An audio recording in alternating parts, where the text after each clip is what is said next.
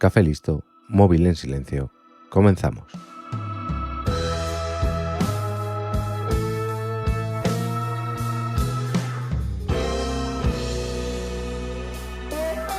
Que Estados Unidos tiene un problema con las armas lo vemos todos menos ellos.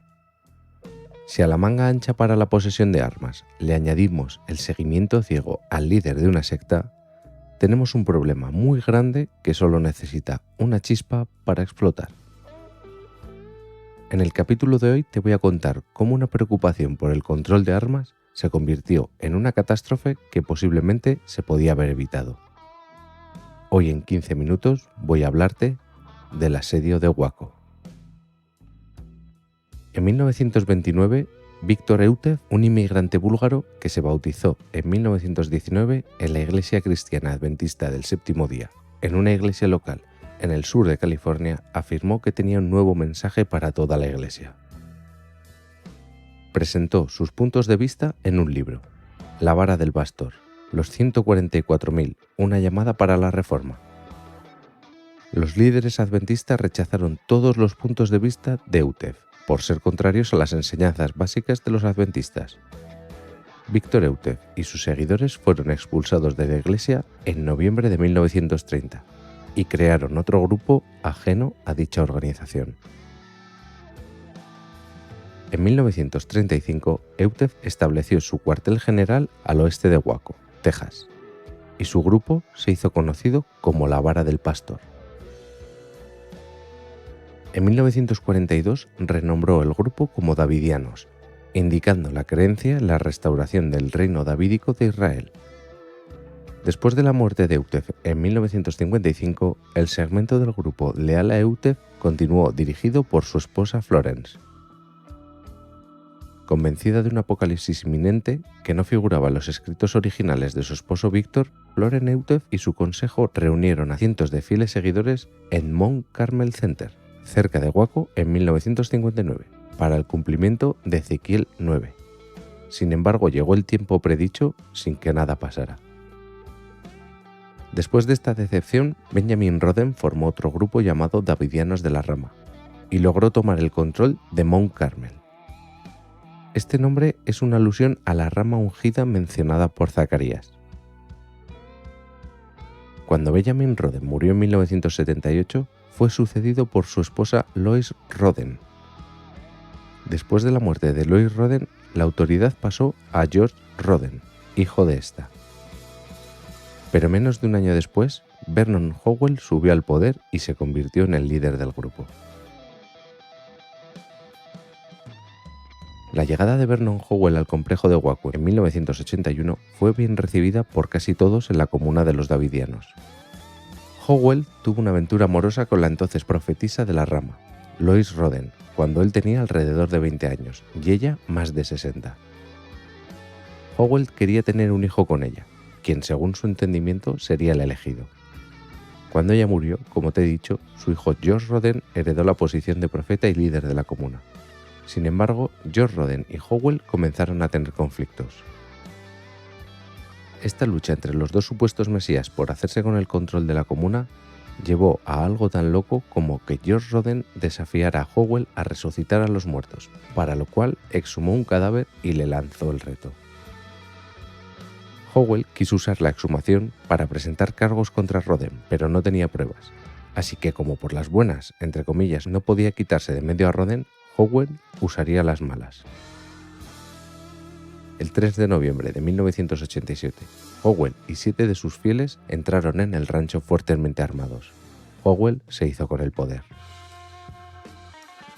Ya como líder de la secta, cambió su nombre a David Koresh, sugiriendo lazos con el rey David bíblico y con Ciro el Grande. Koresh en hebreo es Ciro.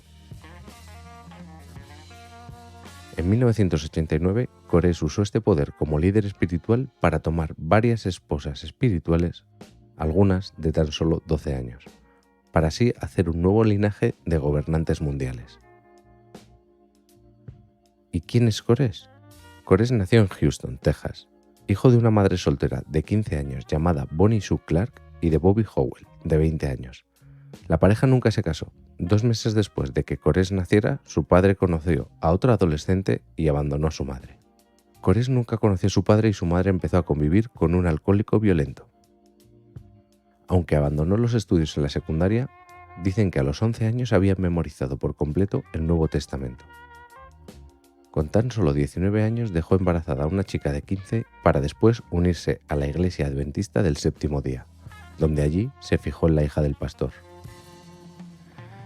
Alegando que había recibido un mensaje divino, le dijo al pastor que era voluntad de Dios que se casara con su hija.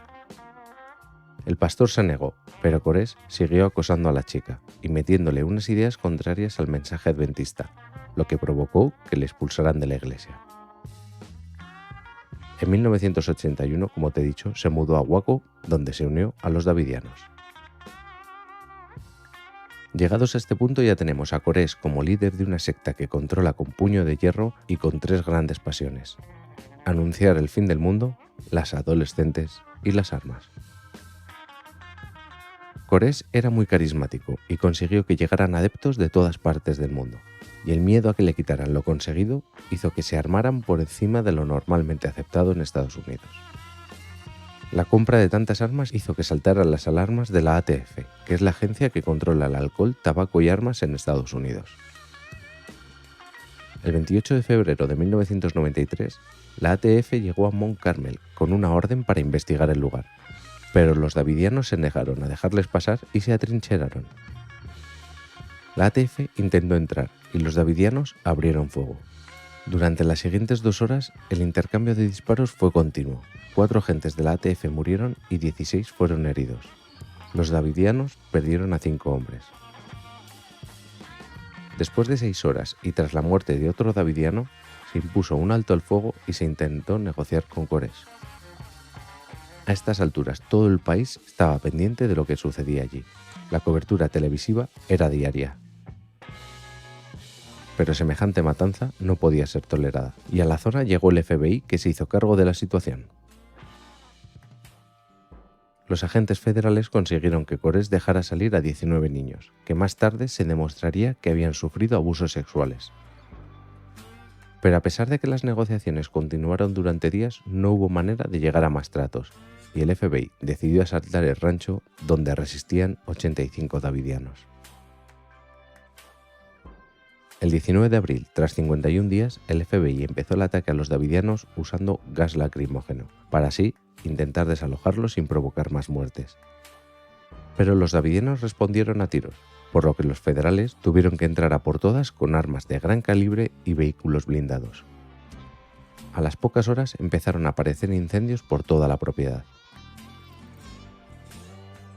No se sabe a ciencia cierta cómo empezaron los incendios, si fue causa de los propios davidianos o si fue fortuito, pero las llamas se extendieron rápidamente, provocando una situación increíblemente grave. Entre los intercambios de disparos y el incendio murieron 76 davidianos, de los cuales 16 eran menores. El resto fueron detenidos. El cuerpo de David Cores fue encontrado en uno de los edificios junto a otros cuerpos carbonizados. Tenía un disparo en la cabeza. El gobierno acusó del incendio a los propios davidianos, indicando que fue un suicidio colectivo para no ser detenidos, aunque los supervivientes alegaron que habían sido los federales con sus tanquetas los que habían provocado los incendios. El gobierno americano respondió con dureza ante semejante situación. A los davidianos supervivientes se les juzgó por posesión ilegal de armas y asesinato. Al final, el juez encargado declaró culpables a 8 de ellos de tenencia ilícita de armas y a 5 por homicidio involuntario. Para 2007 estaban todos en la calle. Los davidianos intentaron demandar al Estado y a las distintas organizaciones federales, pero nada de lo que presentaron fue aceptado.